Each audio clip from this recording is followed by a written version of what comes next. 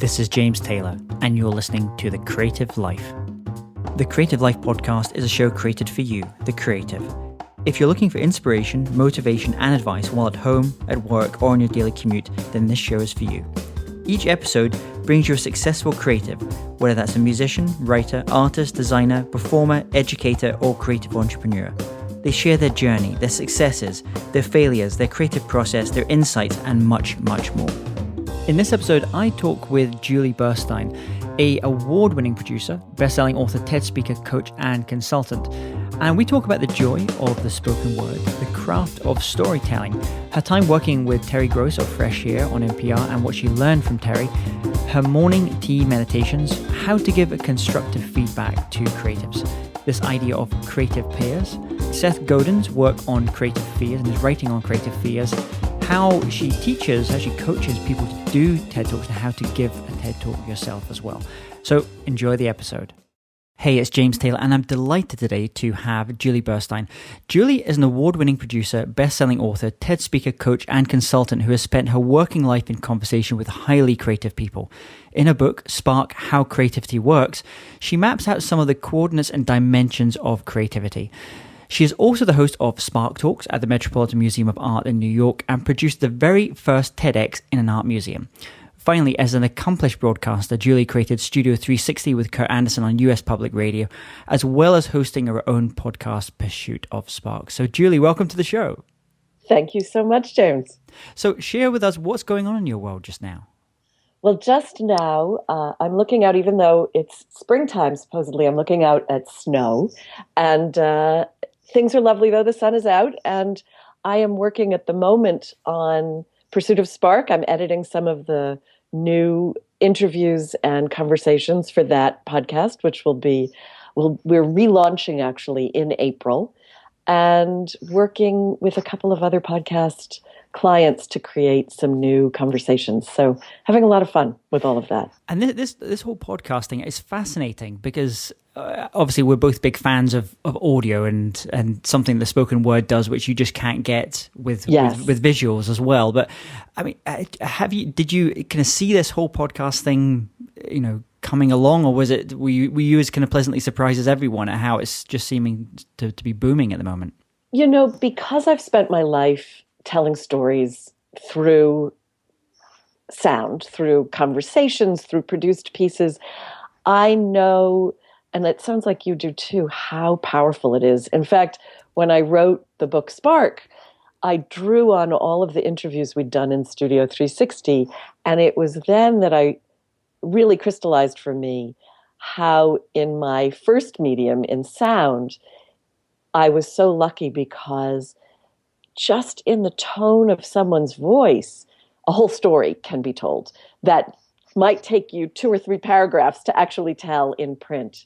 And so once audio became easy to distribute personally rather than through the radio, I just figured it was a matter of time before people figured out, oh, this is an extraordinary way to connect with an audience.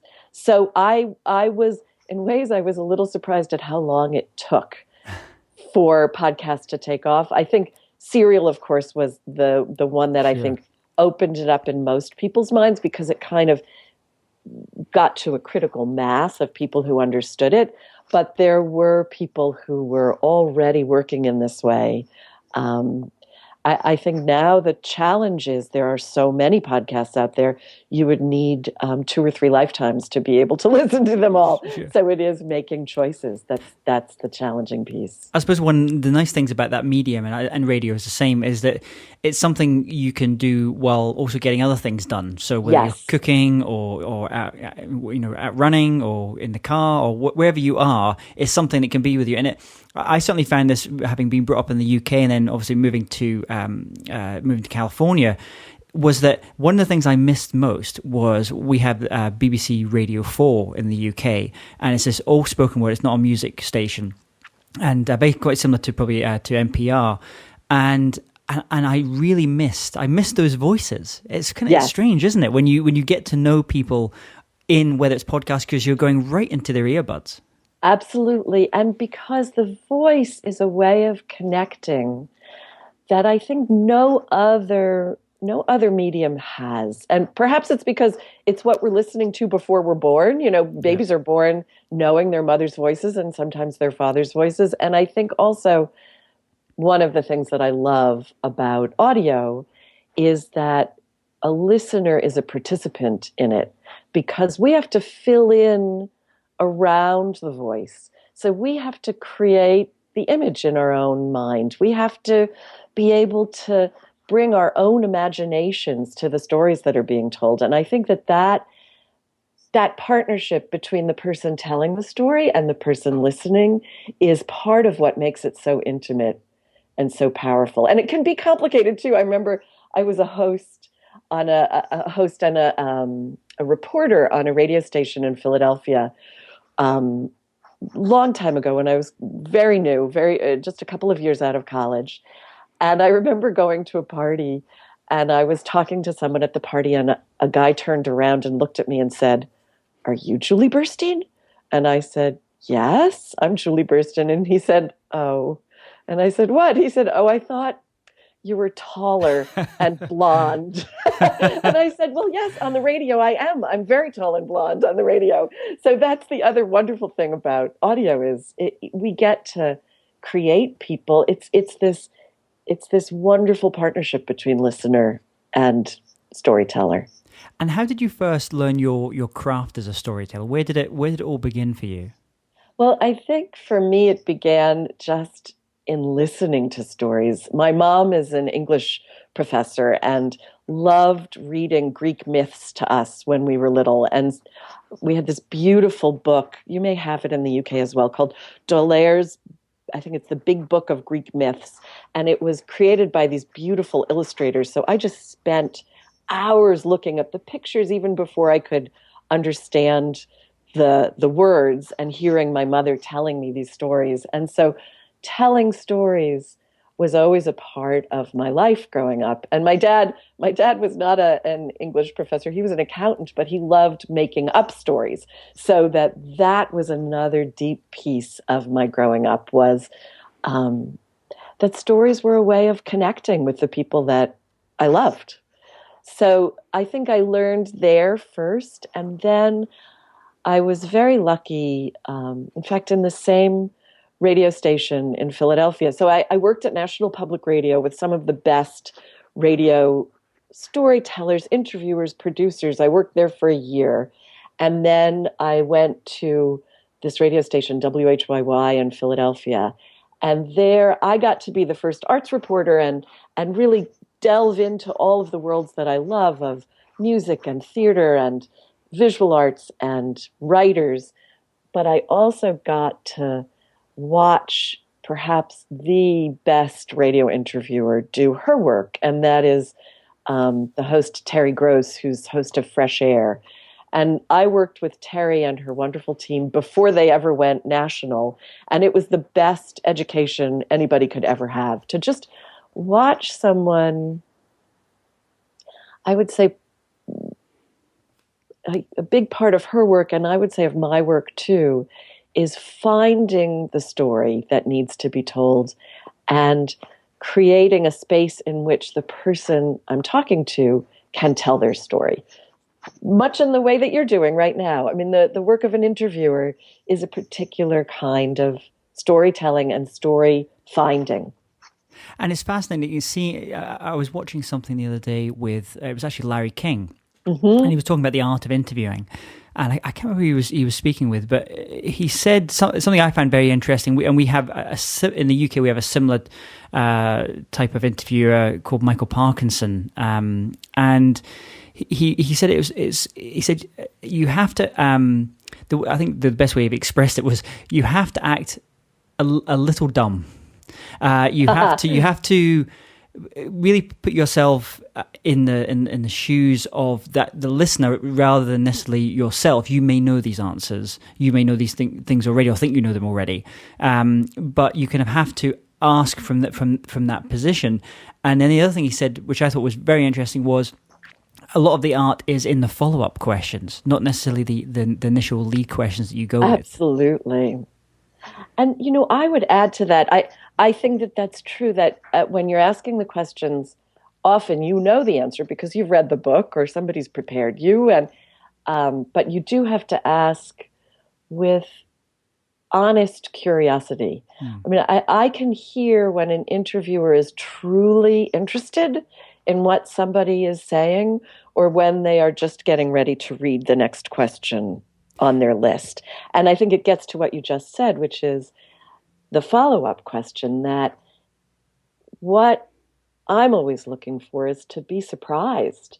And if I only ask questions whose answers I know, I'm never going to find that. But if an answer then piques my curiosity and I ask a follow-up question, I may get something that I'd never thought about before. And that's what I'm always looking for in a conversation.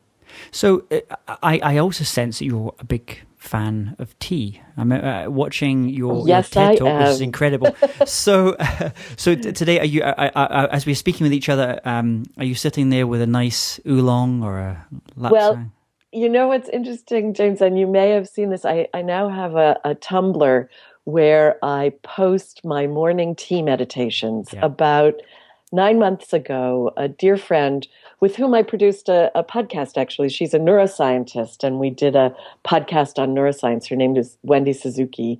She gave herself the present after a very, very intense year where she published a book. We did this podcast. She went to Bali, and in Bali, she met a tea master and started doing tea meditations. And I'm a potter, so she asked me to make her a set of pottery tea bowls. But she said, you have to do a tea meditation in order to know what it is you're making this for. So she came out to my house in New Jersey, and we sat for a tea meditation with my husband and one of my sons and a neighbor.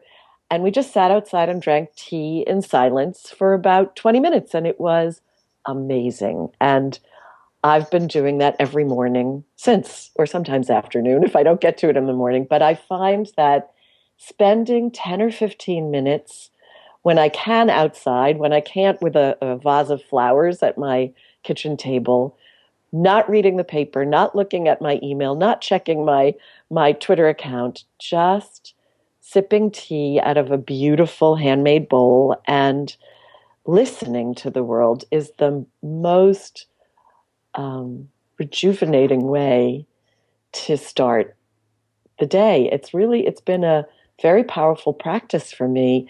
And I hate to admit it, but I'm someone who has avoided studiously the idea of practice my whole life. And so I was kind of shocked that this really works for me, but it has three of my favorite things: handmade pottery, tea. This morning I had a Himalayan organic green tea that was really delicious, and listening, just listening to the birds or the refrigerator or whatever, or my own thoughts. So that is my new daily ritual. And when you work with your coaching clients on creativity and this idea of spark and how creativity works, when you speak to them about the idea of morning kind of rituals or morning rituals or habits, how do you? Because I know a lot of the guests that we have on the show, that one thing I found in common, they have something. It may be very, very simple, but they have some kind of little ritual that kind of will either get them started in the day and puts them in a place, or one they certainly would like to have every day. Something conditions mean that they can't do it every day. So when you work with your clients, how important is the idea of any kind of ritual in terms of ensuring that from a creative you're in getting the best start to the day? That's an interesting question, and I would say until Wendy brought this practice to me, I really had no ritual, and it was just not part of my creativity at all. I usually begin by asking a lot of questions. In fact, as you were asking me, I was thinking, partly because the role that I'm most comfortable in is to turn it around and ask you, if you were a client, I think I would say, so James, is there a ritual in your creative life that matters to you? So it would be more a question than saying, ritual and practice are important, because for some people they're not.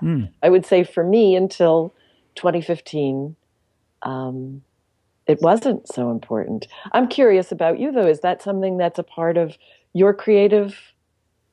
Yeah, I mean, it is, and it's interesting how I think it changes as well. You mentioned just, for you, it was not part of what you did. And then you discovered the thing in tea, and that kind of became a bit of a ritual. And for me, I try, obviously you got the Julia Camerons, the morning pages, which are fantastic, great ways of thinking about it.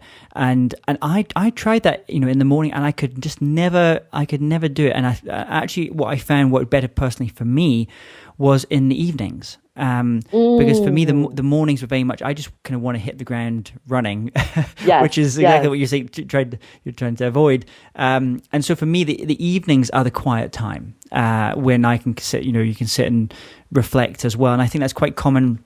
Having been a musician previously, that's quite common amongst musicians who the mornings are usually not the time. It's usually the evenings when the creative juices get flowing.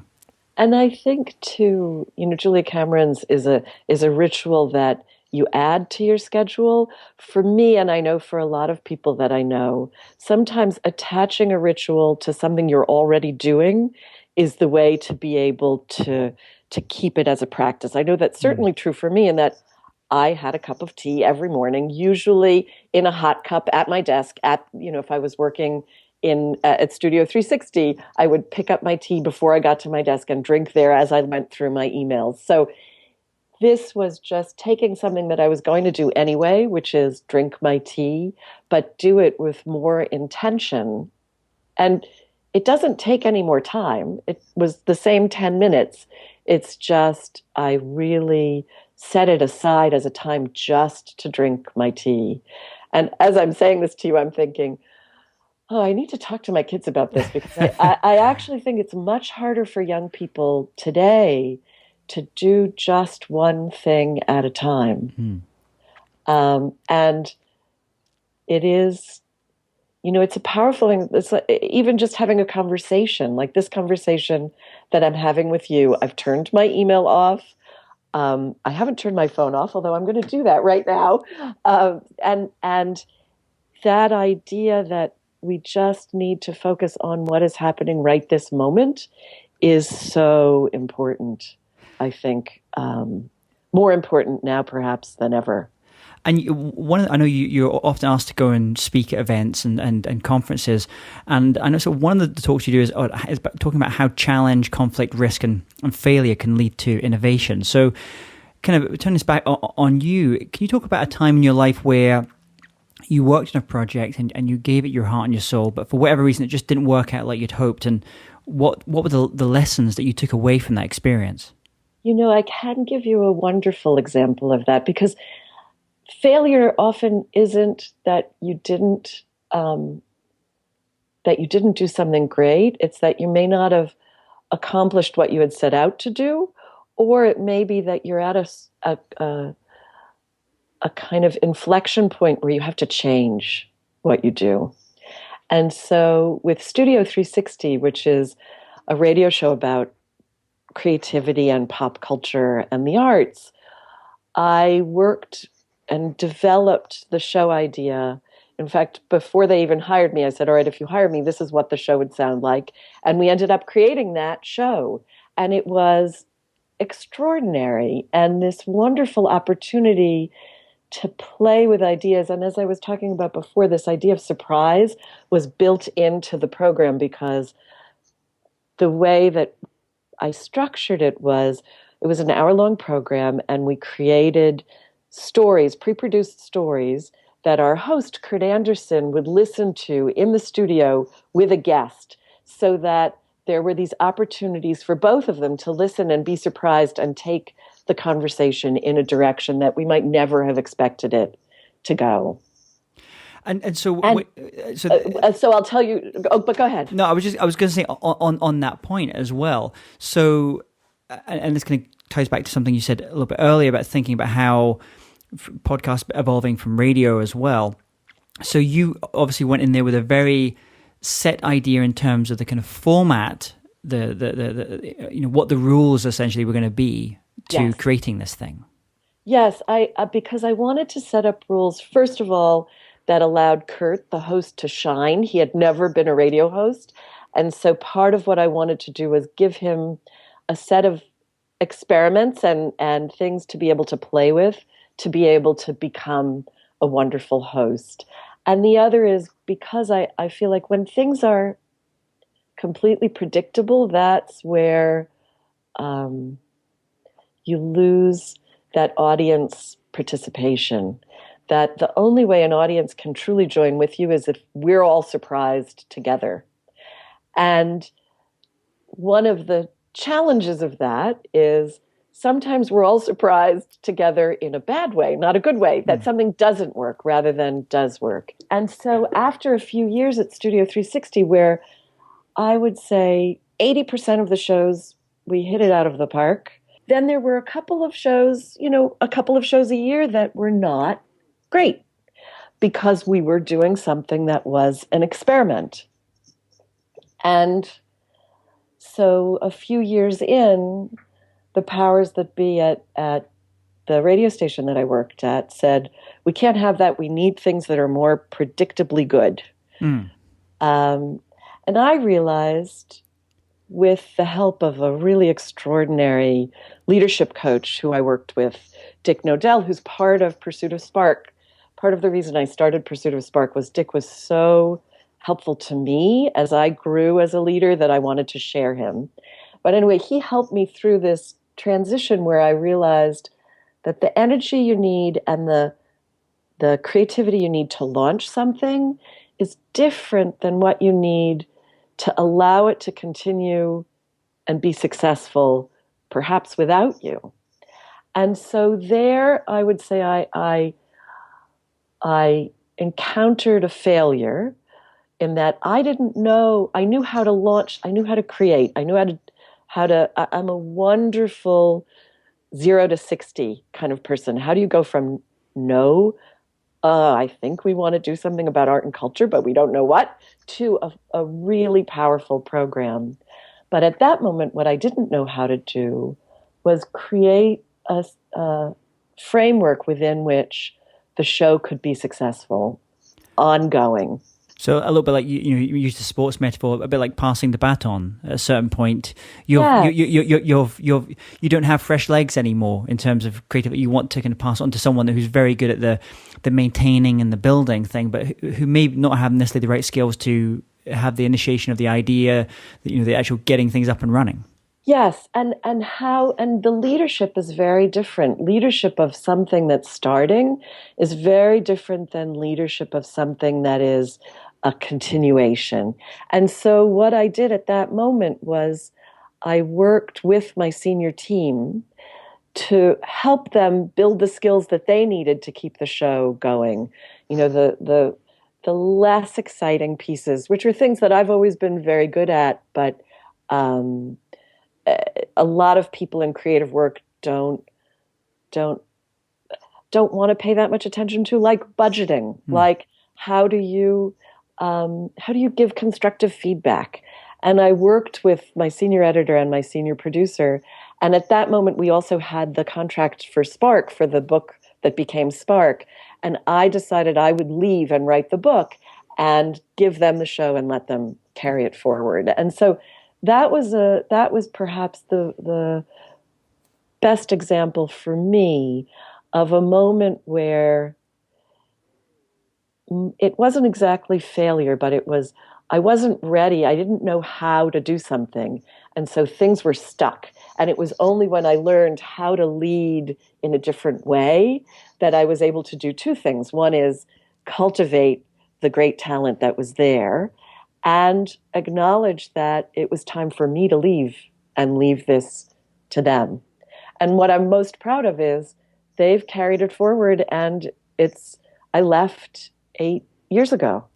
And the show is still going, and it now surprises me because I'm not a part of it, which is wonderful. And actually, the senior team that I left it with, both of them have gone on to start new shows. And a young woman who had just started when I was at Studio 360. She's now the executive producer. So I feel very proud of having created a system in which the work can keep going. And I'm interested, you mentioned there about giving constructive feedback, and I was reading a book the other day, Ed Catmull's book from Pixar about, I think it was called Creativity Inc., about how the process that they put in place in terms of a large organization, very complex projects, to give creative feedback. And it was very interesting watching that as well. So a lot of the time, obviously, you're working with very creative individuals, but then sometimes you're working with very creative companies, creative teams. And I'm interested to know, is there anything that you've seen from creative leaders, and this could be anyone from the Yo-Yo Ma's of this world, and people who are not necessarily, you don't think as leaders, CEO type of people, but people who are very good at maybe bringing teams together around projects and around ideas. Has there anything that you've noticed in terms of how they both give and receive feedback? Yes, I think that this is such an important thing to think about as a leader. And I would include in feedback, how do you create a space for the differences that are inevitably going to arise when you have more than one person working on something? And so I can't think of a particular artist. Most of the artists that I profiled in Spark were people who did things on their own. Although now, okay, I can think of one. So the architects, Denise Scott Brown and Robert Venturi, have been working together since the 1960s, and they're married to each other, and they have a thriving architectural practice. And when we interviewed them, one of the things they said I still find so powerful, which is that where the new ideas come from is from allowing each other to critique the other's work. And Denise Scott Brown said, Robert Venturi was the one who said, yes, critique is essential in our process. And Denise Scott Brown then said, but it's not always easy. And she said, sometimes, he'll come up with an idea and I'll say, but you have to think about it this way. And why didn't you look at this? And she said, our voices get so heated that the other architects, the junior architects around them, sometimes come in and are like, well, I can see a way to make this better. And she said, no, it's that conflict that is going to be what allows us to see what comes up next. And so creating an atmosphere where conflict is not necessarily seen as a bad thing, and that you've created enough space to understand that in any creative endeavor, there's going to be the friction that comes up from 2 points of view, looking at the same idea. And so I think as leaders, the two of them modeled it, which is often an important thing to be able to do as a leader. And Denise Scott Brown also had the excellent advice, which is don't fight when you're hungry. Good ideas. Which I think is true in personal relationships. I think it's true in organizations, that those meetings before lunch can sometimes be the most tense because everybody's, as my 17-year-old says, everybody's hangry. Yeah. I mean, it's that there was that study done, I think it was in Finland, of parole judges. And they did a study to see how their judgments changed throughout the course of the day. And you were much likelier to stay in jail if you were seen just before lunchtime or just before a coffee break or a stop of some sort than you were at the start of a session as well. So I suppose the rule of thumb is if you're going to do important meetings, try and get them, either early on or certainly not before people, as you said, getting hangry. Yeah. As well. And so, I mean, that speaks to the idea, I suppose, of creative pairs. How you mentioned it's a lot of the artists that you have dealt with, they're individuals. They have an individual kind of creativity as well. How does it, often when I see people who are very successful at what they do, they have a yin to their yang, and that sometimes that is, I've seen it very often, is actually their partner, their life partner in some way. I mean, I think about, talking about we're in creativity just now, talking about that area, but, Sir Ken Robinson, I believe, his wife that manages him, There's another great speaker in your part of the world, in New York, called Marie Forleo, and it's her husband that manages, and Lennon and McCartney, and these kind of ideas of creative peers as well. Is that something that you've witnessed when you're studying these very, very highly creative individuals? Yes, I think that what I've encountered is that there are some people who truly need the isolation, the kind of characteristic of the artist in the garret working alone. And then there are others, and actually the people that I'm thinking about right now, I've done work recently with the choreographer and dancer Bill T. Jones and his husband Bjorn Emelan. And there, watching the two of them together, it's so clear that their creativity is both singular. Each of them is an extraordinary artist in their own right. But when they come together, something almost alchemical happens, and it raises the level of the work that they do. And I think that you can see pieces of it on the web. One of their most recent pieces is called Tramontane Dora, and it's a piece that Bill created about Bjorn's mother, who was born in France and lived in Brussels as a young girl, and then when the Germans invaded, she fled back to France and worked in an internment camp. She's Jewish, but she was not sent to a concentration camp. She worked in an internment camp in France. And Bill interviewed her and took the transcripts and created a very abstract dance to it that then Bjorn created the set design for. And it was just this extraordinary. And then, of course, you've got the collaboration of all of the dancers who are not only performing, but they're speaking Bill and Dora's conversation. And so what that collaboration showed me is how it's not just the two, but because Bjorn and Bill have known each other for 20 years and Bill knows Bjorn's family story, it's all of those influences coming together to then create a new work that allows the rest of us an insight, an emotional insight really into this story. And today, obviously, you coach a lot of creative people and give them advice on how to live a creative life and how to make the most of their creativity as well. But what's the best advice that you've ever received in terms of how to foster and kind of harness your own creativity? That's a good question.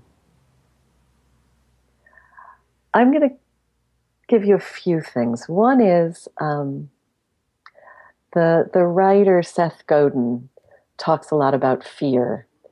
And fear can enter in at any point.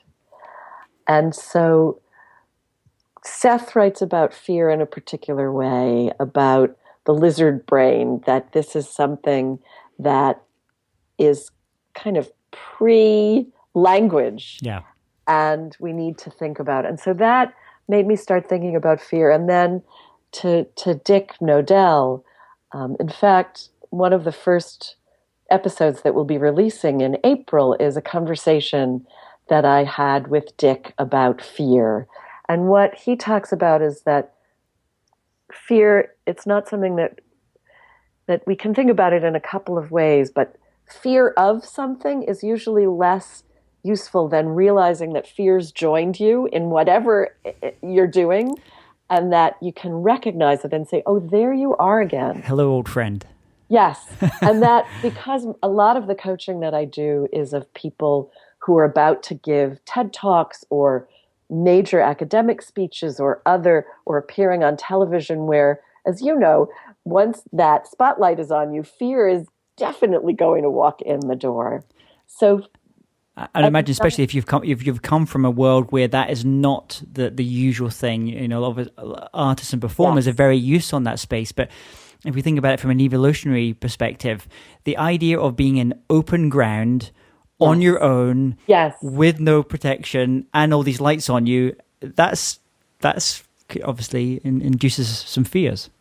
And so I think, I've heard this now from many different perspectives, and I hear it from you now too, which is just acknowledging that fear is part of the process and having the grounding to be able to say, as you just said, oh, hello, there you are, old friend. What are we going to do now? How do I acknowledge you, but then keep going? And that is something that I've learned, not always successfully, to do in my own work. And I see so much with the people that I work with. One of the things Dick and I talk about in this episode is the fact that because of the work that I do with people who are about to do something very scary, fear is something I can name and say, oh, right on target, this is the time. Everybody gets scared at some point in this process. But in many worlds, especially in the work world, acknowledging fear is a kiss of death, which is too bad because it's going to be there. And if we could all acknowledge it and name it, we'd be able then to work with it and to not have it control us. So I'm very lucky. I think everybody knows that within a creative process, fear is a piece of it. And obviously there's lots of great books about giving TED Talks that are out there as well. Is there any advice to say to any of our listeners just now that are listening who doesn't have to be a TED Talk, but they're going to be giving some speech, some kind of talk, and they're worried about how they structure or the idea for it or how they actually present itself? Are there any just like very simple gems to keep in their mind as they're preparing and actually presenting? I think part of it is, James, because you and I do similar thing. So much of what I know and learn, I learn in conversation with someone else. And I think that this is true when we're preparing something to present as well, that sometimes there are things that are so familiar to us that we don't even think about communicating them because, oh, that's just the way I've always done it. And so I think the best advice is to find a trusted friend who can interview you and record yourselves. Everybody now on their phone has voice memo or whatever it is to record yourself. Ask a trusted friend to interview you about what it is you know better than anybody else. And then listen to that and perhaps pull things from that conversation to share in your talk. That's great advice. And just as we kind of start to finish up here as well, I'm interested, do you have any online resources or tools like Evernote that you love?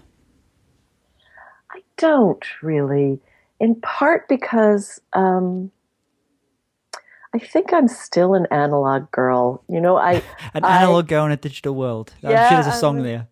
I think maybe you can write that. I started radio when you still cut tape with razor blades and grease pencils. And I'm a potter, so much of what I love is the physical experience with the world. So even now, I'm developing a podcast with a brilliant performance artist. And I went to her office with Post-it notes and a giant piece of paper, and we wrote things down and moved them around. I still believe that there is great power in standing together with someone and playing with ideas on pieces of paper. Yeah. So I haven't found something online that allows me to do that. Now, that said, I love the very unfortunately named Hindenburg audio recording and editing program, which is such an intuitive, easy program for people like me who are not audio engineers. And so there are digital programs that I couldn't live without now. But when it comes to developing ideas, I still feel that being together in a space with lots of things to write and draw and play with is the best way to generate ideas. And if you could only recommend one record or book to our listeners, what would they be? I'm just impossible with those kinds of questions because another way to think about it, and someone said this movie is if there was is there a book or a record that you've gifted more often to people? Yes, but it's not going to be what you're looking for, and that is tiny Muji notebooks and a pen. I think that the best book is the one that you have in your back pocket that you can pull out and write your ideas on. I like that idea. I like the book being an empty notebook. Yes, that's nice. I give those, and I tell all my clients, it doesn't have to be this notebook, but get yourself a notebook that you can keep in your purse or your briefcase or your back pocket. And I'm not the originator of this. Annie Lamott has this wonderful book called Bird by Bird, and that's one of her first pieces of advice is the best idea is the one you've written down, because the other ones, they'll come, and if you haven't written them down, they're gone. Yeah. So I think that would be my answer to your question is a notebook that's small enough that you can carry it with you, so whenever the idea hits, write it down. And I think that's better than, notes on your phone, although that's the second best. But I think a physical notebook. And let's imagine if you woke up tomorrow morning and had to start from scratch. So you have the tools of your trade as a producer, as an author, and a speaker, coach, but no one knows who you are. You have to start again. How would you restart? I think it's interesting because I get asked this question a lot by young people who love radio and are interested in where they go. And what I find so powerful and exciting is this medium that I loved from the moment I set foot in a radio station when I was in college. And I loved in part because back in those days, audio was something you could do all by yourself, but film and video were not. Those required much more intensive resources. I think today, what's so exciting is the barrier to entry is so much lower now. And anyone can begin recording just the sound of their birds in their backyard, if that's what they're into, and sharing that. And, I hear in your question something that I think everyone does struggle with now, which is, okay, but then how do people know that you're doing that? And how do you break through? Because there is so much more out there now than there was when I got started. There were Walkmen, but, and you could make mixtapes, but that was a one-to-one transaction. It was like, I love you, I'm going to give you my mixtape now. Now you could put your mixtape up on the web and anybody could hear it. So I think inherent in your question is, how do you get people to pay attention? And I still believe if you do the work that you love and you share it with the generosity that you feel, people will begin to listen because they'll hear that in what you've shared. They'll hear the love and the generosity that you put into your work. So, and you mentioned Seth Godin yes. on the show. He has a wonderful one around that, the idea of sharing and what makes for something that going viral. And he says it has to be remarkable. In that word, people have to listen to it or experience it and then want to remark to other people. And you talked about right at the start where you were doing shows and you always wanted to have that moment in the show which was a kind of surprise, and it was remarkable, and people would comment to each other. And I think that's one of the things we spend so much time. You can, any good marketer knows this. You need to bake the marketing into the thing that you're creating. Otherwise, it will always just be an add-on, and you always have to you'll have to pay a little bit more of a premium to be able to promote what you're trying to do. Yes, and I think it's both remarkable and getting back to audio, which is where we began. So there was a wonderful audio producer who also became a very brilliant television commercial creator named Tony Schwartz. This is in the 50s and 60s. And he wrote a book called The Responsive Chord. And in it, he said something which I always take to heart, which is audio is a hot medium. It goes into our hearts first, and then we think about it. And I think that there is the remarkable, which is the idea, oh, that's so interesting. But in audio, when we're telling stories through sound, it is the tone of voice and the genuine emotion that is going to immediately connect in ways that may even bypass our literate minds. And that surprise is an emotion. That's what we should be aiming for, is real feeling. Well, Julie, thank you so much for coming on, being a guest on the show. Share with our listeners the best way that they can connect with you and learn more about the projects that you've got going on. Well, one way is through iTunes. You can look for PursuitOfSpark, and that is going to be in 2 weeks. I'm going to start releasing new episodes. And the other would be my website, just julieburstein.com is a good way to find me. And then, of course, Spark, How Creativity Works.